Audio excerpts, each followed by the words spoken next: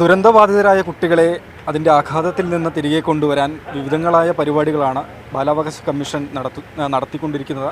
ക്യാമ്പുകളിൽ പലതരത്തിലുള്ള പരിപാടികൾ ഇതിനകം തന്നെ സംഘടിപ്പിച്ചു കഴിഞ്ഞിട്ടുണ്ട്. കമ്മീഷൻ അധ്യക്ഷൻ തന്നെ നമ്മോടൊപ്പം ചേരുകയാണ്. ഒരുപാട് കുട്ടികൾ ഈ മഹാദുരന്തത്തിൻ്റെ ഇരകളായി. അവരെയൊക്കെ എങ്ങനെ തിരിച്ചു കൊണ്ടുവരാനുള്ള ഒരു ആക്ഷൻ പ്ലാനാണ് തയ്യാറാക്കിയിട്ടുള്ളത്?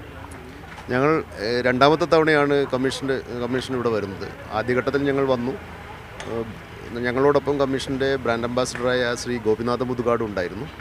ഇപ്പോൾ രണ്ടാമത് വന്നപ്പോൾ ഞങ്ങൾ ഇപ്പോൾ കുട്ടികളുടെ മാനസിക ആരോഗ്യം മെച്ചപ്പെടുത്തുക എന്നതാണ് ഞങ്ങളുടെ ഏറ്റവും പരമപ്രധാനമായ ഒരു ജോലിയായിട്ടുണ്ടായിരുന്നത്.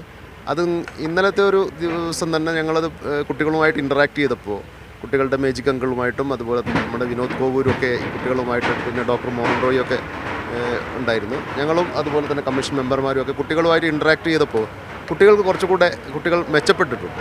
പക്ഷേ കുട്ടികൾ തിരിച്ച് വീട്ടിലേക്കും അല്ലെങ്കിൽ അവർക്ക് ആവശ്യമായ പിന്നെ താമസ സൗകര്യം ഏർപ്പെടുത്തിയിട്ട് സ്ഥലത്തേക്ക് പോകുമ്പോഴാണ് ഇനി അവർ ഒറ്റപ്പെടുന്നൊരവസ്ഥ ഉണ്ടാവും. ഇപ്പോഴും കൂട്ടായിട്ടാണല്ലോ ഉള്ളത്. ആ അവസ്ഥയിൽ ഇനി കുട്ടികളുടെ മാനസിക ആരോഗ്യം വർദ്ധിപ്പിക്കുന്നതിനാവശ്യമായ തുടർ പദ്ധതികൾ ഉണ്ടാവണം എന്ന് തന്നെയാണ് ഞങ്ങൾ ആഗ്രഹിക്കുന്നത്. അങ്ങനെ എന്തെങ്കിലും ഒരു പ്ലാൻ തയ്യാറാക്കിയിട്ടുണ്ടോ? ഞങ്ങളിപ്പോൾ തയ്യാറാക്കും ഇനിയിപ്പോൾ, കാരണം ഇനിയാണ് അതിൻ്റെ ആവശ്യം. ഈ ക്യാമ്പിൽ നിന്ന് മാറുന്നതോടുകൂടിയാണ് ആവശ്യം. ഇന്നലെ വിവിധ ഉദ്യോഗസ്ഥരെ വിളിച്ച് ഞങ്ങൾ മീറ്റിംഗ് ചേർന്നിരുന്നു.